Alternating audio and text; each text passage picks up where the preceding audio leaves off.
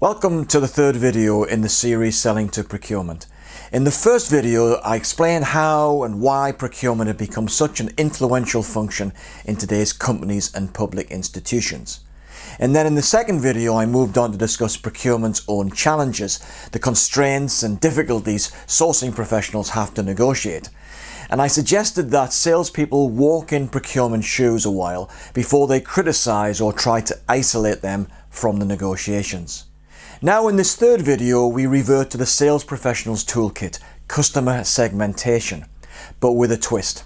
We will also take in how procurement has become accustomed to using this customer segmentation tool in order to determine for itself the dependency the supplier has on procurement's business and whether this can bring procurement's negotiators more leverage to secure better deals for their organizations.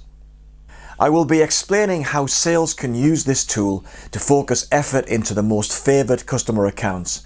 And following this, you will be able to map your key customers using this important matrix and then begin to think about what is likely to be the response from the procurement side.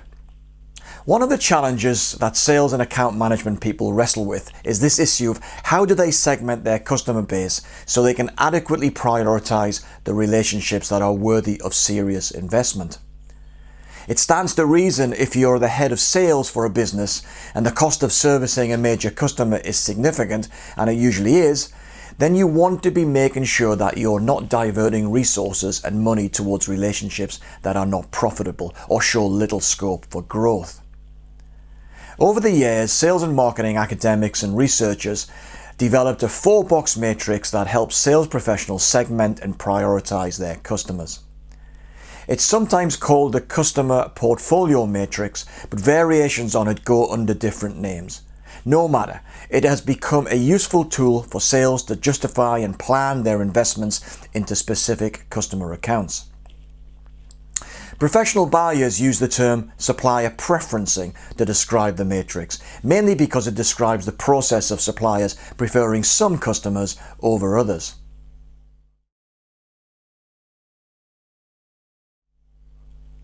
Let me explain the model. There are two axes that help determine customer prioritization. Firstly, account revenue and profitability, the balance of which will be dependent on the priorities for the supplier. For example, if accelerated growth is the main priority for the company, then revenue is likely to be more important than profitability, although profitability is the ultimate goal. In the model, the scale runs from low to high, as does the vertical axis account attractiveness. Now, what represents attractiveness will be different depending on the selling company. Another example, if the supplier is a small to medium-sized enterprise, an SME, then having customers pay invoices on time or early might make a real difference to cash flow and be highly desired. For others, then collaborative ways of working might be particularly important, or indeed the openness of the customer to supplier innovative ideas, no doubt very important to tech companies. Similarly, the customer may be a large international corporate with a strong brand presence. Such a brand may be coveted by a supplier who is keen to signal to other potential customers that it is trusted by another well-known company. This can be very useful in attracting new customers to the supplier's portfolio. In working around this matrix from the sales perspective, we find 4 different relationship management strategies available to the supplier. Firstly, if the customer account is deemed by the supplier to be of medium or low attractiveness, then where revenues and profitability are modest, or even worse, then the relationship can be described as a nuisance.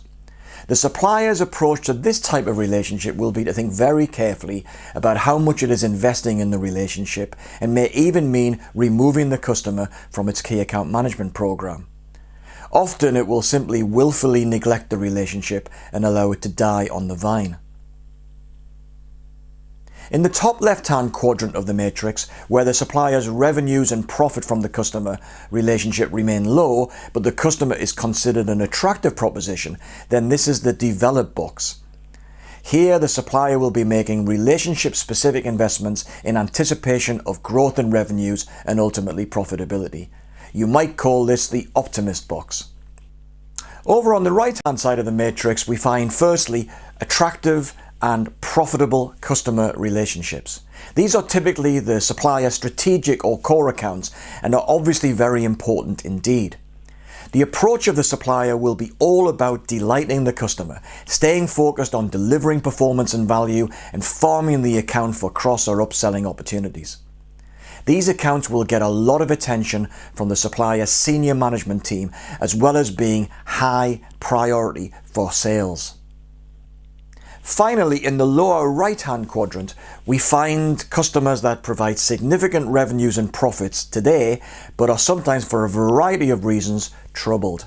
It may be poor person-to-person relationships, aggressive buying behaviour, or over-demanding pressure for cost savings. It is an uncomfortable place for the sales professional, and the supplier's focus is often on commercially exploiting or milking the account. And day to day, this will involve doing just enough to put off the customer from switching the business to another supplier.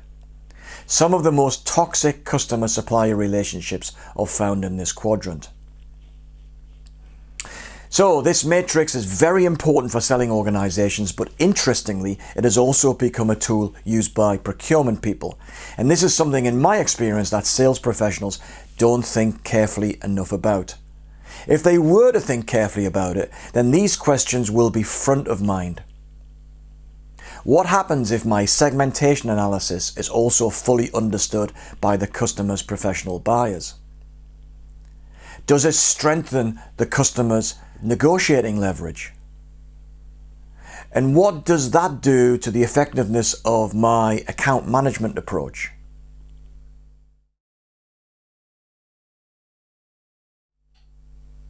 As mentioned, procurement professionals are now familiar with this tool, and it has become one of the most important in the professional buyer's pre-negotiation analysis. They have now developed their own relationship management responses based upon where their company sits within the supplier's customer portfolio. Let us work our way around the matrix one more time. When the professional buyer understands that the supplier places the relationship in the nuisance box, the buyer will consider supply and commercial risk to be relatively high. The buyer response may be, firstly, to understand the workings of the relationship better and consider what the procuring organisation can do to make the relationship more attractive to the supplier, and better deals may become available, or alternatively, evaluate whether a change of supplier might be appropriate. If placed in the developed quadrant, the procurement will consider this a low-risk relationship. The supplier is making investments, trying to fuel growth, and the buyer will often seize the opportunity to strike improved commercial terms.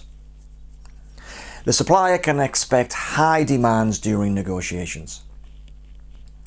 When the relationship is considered strategic or core by the supplier, it can also expect a tough ride during negotiations. The procurement professionals will be acutely aware of how dependent the supplier is on the buyer's business. Although it is worth adding that supplier complacency is something the buyer will be guarding against, as this is often the biggest risk factor. Sometimes there may be buyer discomfort over the supplier becoming too dependent, and so procurement will be open to evaluating alternative sourcing options in the longer term. In the exploitable box, the relationship will be considered high risk from both a commercial point of view, but also of continuity of supply. No buyer wants a disinterested supplier, and certainly not one that is milking the account for excess profits. The strategy for the buyer is to proactively find a different supplier, one that is more enthusiastic and considers the customer attractive and offering future growth. Any complacency on the part of the supplier is seriously misplaced here. So it is my recommendation that the supplier, and particularly the account manager, should endeavour to behave professionally at all times and mask any customer classification. Once the buyer understands their company is in the exploitable box, then remedial action will rapidly ensue. When we put these two analyses together, we can see that a useful tool to help sales professionals make strategic choices can lead to procurement making counter moves as if in a game of chess. It means that best laid account plans need to be subjected to regular review by the supplier, as the buyer's sourcing and relationship management strategies may run counter to the supplier's expectations. Later in this series, I will explain procurement's own sourcing and relationship management tools and methods, but for now, let me suggest that sales professionals do all they can to engage with the customer with professionalism and commitment, even though they should be careful to mask their true relationship intentions. In summary, segmenting customers is very useful for sales professionals in prioritizing and allocating resources. It is a necessary activity. Evaluating customer attractiveness enables the sales professional to open up dialogue with the customer and how the relationship could be improved. Better customer relationship strategies can be developed by considering attractiveness and growth and not only current revenues. And suppliers can begin to anticipate how procurement is likely to make its moves and be ready for the demands the customer will place upon sales during negotiations.